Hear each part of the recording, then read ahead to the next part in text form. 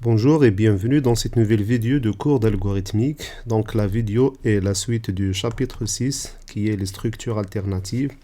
Alors on a vu dans la vidéo précédente les points 1, 2 et 3.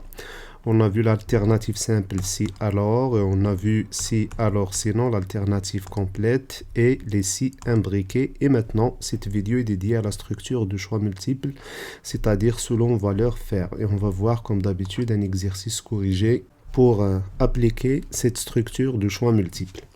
Alors c'est parti. Pour la syntaxe de la structure de choix multiples, elle est comme ça. Alors selon valeur ou expression, ça peut être une valeur à évaluer et à comparer avec les valeurs 1, 2 jusqu'à n, ou bien une expression qui retourne une valeur.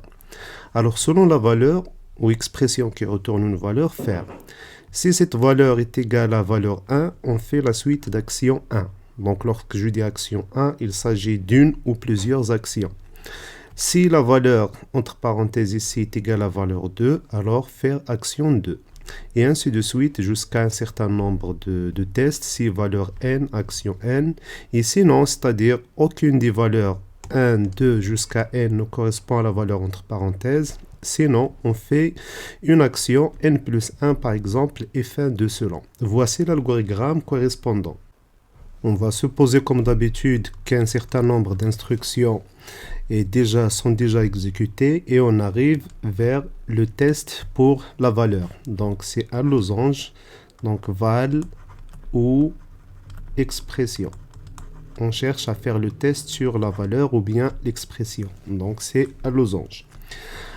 Alors si cette valeur est égale à valeur 1, donc je fais V1 pour gagner de la place. Dans ce cas, on fait la suite des actions 1. Donc on va faire A1. Et lorsque je dis A1, bien sûr, il peut s'agir de plusieurs actions. Voilà, et on arrive à la fin. Donc je vais marquer ici pour compléter mon algorithme. Alors si la valeur ou l'expression retourne une valeur correspondant à val2, donc c'est comme ça, donc V2, dans ce cas, je vais exécuter la suite d'action 2. Donc A2, j'arrive ici et je complète pour sortir de ce test.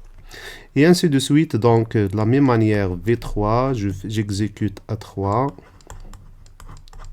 j'arrive ici et je sors ici. Ainsi de suite, jusqu'à un certain nombre de tests. Par exemple, donc si est égal à Vn, dans ce cas, je vais exécuter la suite d'actions à n, par exemple, et je sors pour arriver à la fin et sortir de la boucle de test. Et finalement, si aucun des cas, donc si val ou bien l'expression ne retourne V1, V2, V3 jusqu'à Vn, dans ce cas, je vais exécuter l'action ou bien les actions n plus 1 et je vais sortir de la même manière, donc, et j'arrive pour exécuter le reste des instructions. Alors sans oublier d'écrire ici donc autre, c'est-à-dire autre valeur ou bien sinon. Donc c'est pareil. Quand est-ce qu'on utilise la structure de choix multiples, c'est-à-dire selon faire ou bien des si imbriqués? Alors lorsqu'on a un test sur une valeur, donc on cherche à tester une valeur unique ou bien une expression qui retourne une valeur, on cherche à comparer ce résultat entre parenthèses avec des valeurs bien définies, val 1, val 2, val 3 jusqu'à val n. Dans ce cas, il est préférable d'utiliser selon. Et dans les autres cas, donc, on va utiliser les si imbriqués. Et sachez qu'il est possible de convertir toute instruction selon faire en des si imbriqués. Mais il est préférable d'utiliser dans ces cas, comme j'ai dit, donc si vous cherchez à évaluer une valeur, s'il correspond à une valeur bien définie, val 1, val 2 jusqu'à val n, c'est préférable d'utiliser selon faire et fin de selon. Pourquoi? Parce que, comme vous remarquez, la structure elle est très lisible et le code est bien mis en forme. Et vous remarquez que les si imbriqués, c'est un peu compliqué et illisible, donc il est préférable d'utiliser selon faire et fin de selon. Et même au niveau de l'organigramme, remarquez qu'il est très lisible par rapport à des si imbriqués. Alors, un exercice pour mettre tout ça en pratique. Alors, écrire un algorithme permettant de calculer le prix à payer pour l'abonnement à un club qui décide de faire des remises sur les prix d'abonnement. Les anciens abonnés, on leur applique moins 15%. Les nouveaux abonnés, moins 10%. Les étudiants, moins 20%. Et les enfants, moins de 2 ans, moins 30%.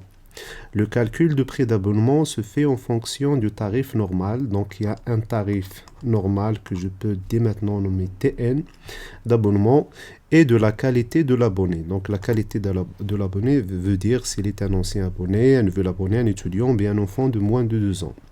Une seule qualité est acceptée par abonné, c'est-à-dire on ne peut pas appliquer par exemple nouvel abonné et étudiant en même temps. Alors c'est parti, je vais ouvrir le logiciel OpenBoard pour écrire l'algorithme. Alors je choisis le stylet, la couleur et l'épaisseur de trait de stylet. Voilà, c'est bon je pense. J'efface, je retourne le stylet. Alors je vais commencer, j'ai divisé l'écran en deux parce que l'algorithme ça sera un peu lent. Alors je vais commencer par écrire algorithme. Le nom de l'algorithme par exemple calcul abonnement. Underscore abonnement. Ok. Je vais déclarer. Alors, je souligne l'algorithme. Je vais déclarer les variables dont j'aurai besoin. J'aurai besoin d'une variable que je peux nommer par exemple colon. C'est un entier. Et ça correspond. Alors, pour commenter mon algorithme, on a vu qu'il existe plusieurs méthodes pour écrire le commentaire. Vous pouvez utiliser les parenthèses ouvrantes et fermantes étoiles. Donc ça, c'est la qualité de l'abonné. Ok, je ferme les commentaires. J'aurai besoin de TN, le tarif normal, de type réel. Je peux écrire ici la description, tarif normal, fin de commentaire. Et j'aurai besoin de TR, c'est un réel. Et ce TR, ce n'est rien d'autre que la taxe de remise. La taxe remise. Donc ça, c'est un R. J'aurai besoin aussi d'une variable R de type réel et ça doit correspondre à la remise.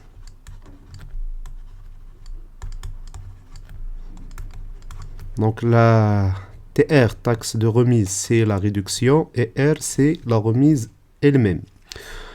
Finalement, PAP, c'est le prêt à payer.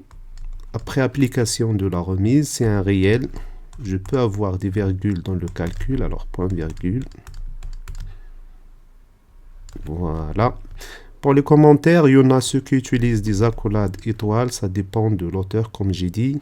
Alors, je peux écrire là le prix à payer. Étoile, accolade.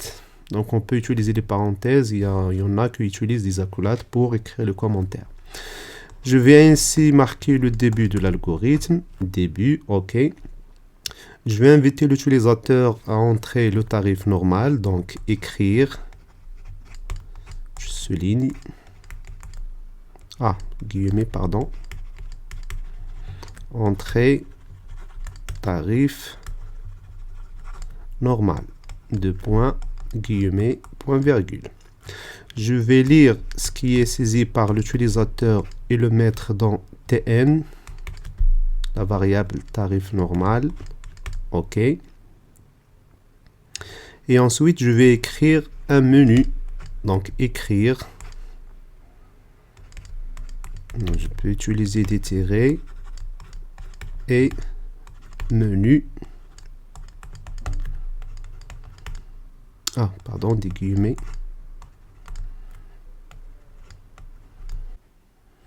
Et je vais encore écrire ici les éléments de menu que va choisir l'utilisateur. Donc le 1, c'est le premier tarif, donc c'est pour l'ancien abonné. Ancien abonné. OK. Écrire le 2, c'est pour nouvel abonné.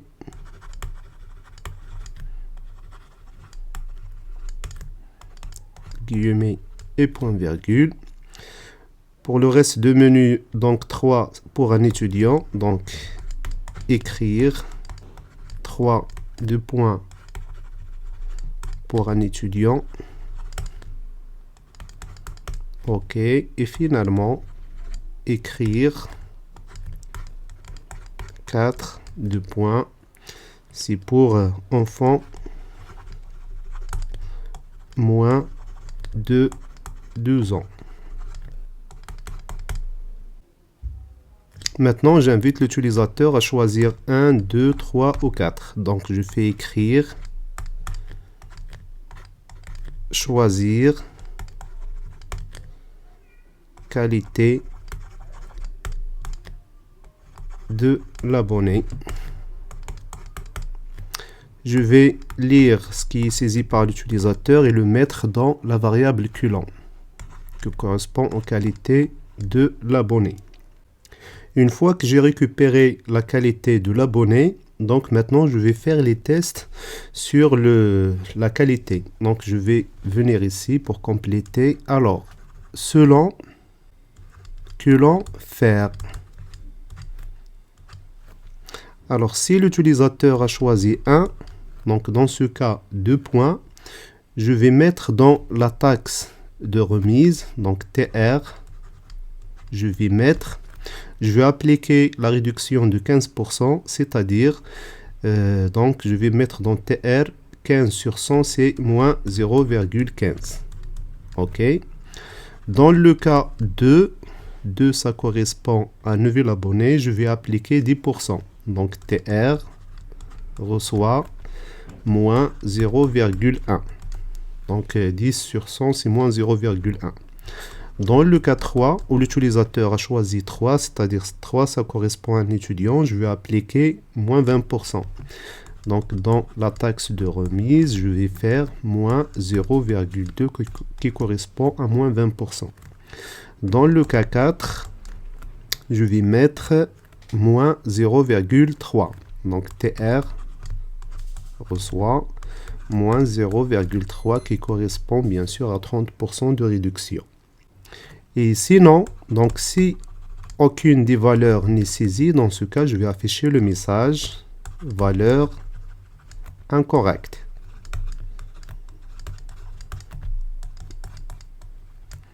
Parce que l'utilisateur peut saisir par erreur autre choix que 1, 2 et 3 et 4. On marque la fin de selon. Donc selon commence ici, la fini ici. Une fois que la taxe de remise est récupérée, soit via le choix 1, 2, 3 ou 4, maintenant c'est le moment de calculer la remise elle-même. Donc de la remise R, je vais mettre le tarif normal, voilà, multiplié par la taxe de remise. Donc ça peut être fois moins 0,15, moins 0,1, moins 0,2, moins 0,3. Et le prix à payer, ce n'est rien d'autre que le tarif normal plus la taxe, plus la remise, pardon. Et remarquez que, puisqu'il y a ici les moins, donc ça devrait être moins. Donc même s'il y a ici le plus avec le moins, donc on va extraire de tarif normal soit 0,15%, 0,1, 0,2, 0,3. Et maintenant, c'est le moment d'afficher le prix à payer. Donc on fait écrire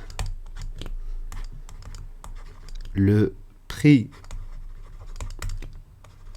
à payer et 2 points, je ferme les guillemets, virgule, et je fais PAP, c'est-à-dire le prix à payer qui est déjà calculé ici. Et je marque la fin de mon algorithme. Alors, je reviens vers le cas où l'utilisateur a saisi autre choix que 1, 2 et 3 et 4. Comme j'ai dit, dans ce cas, on peut utiliser dans sinon GoTo, c'est-à-dire rediriger le programme à commencer à partir du menu, c'est-à-dire il réaffiche à nouveau le menu. Donc GoTo étiquette, sachant qu'il fallait écrire ici avant menu étiquette de points pour désigner l'étiquette où le compilateur va se ramener jusqu'ici. Ça, c'est la solution 1. La solution 2, c'est d'utiliser une boucle. On verra ça par la suite. C'est la boucle de tant que l'utilisateur a saisi un choix différent de 1, 2 et 3 et 4, il va lui afficher le menu. Et il va sortir de la boucle uniquement s'il a saisi 1, 2 ou 3 et 4. Ça, on le verra aussi par la suite. Avec ça, on arrive à la fin de cette vidéo et je vous donne rendez-vous dans une prochaine leçon pour compléter l'apprentissage de l'algorithmique ensemble.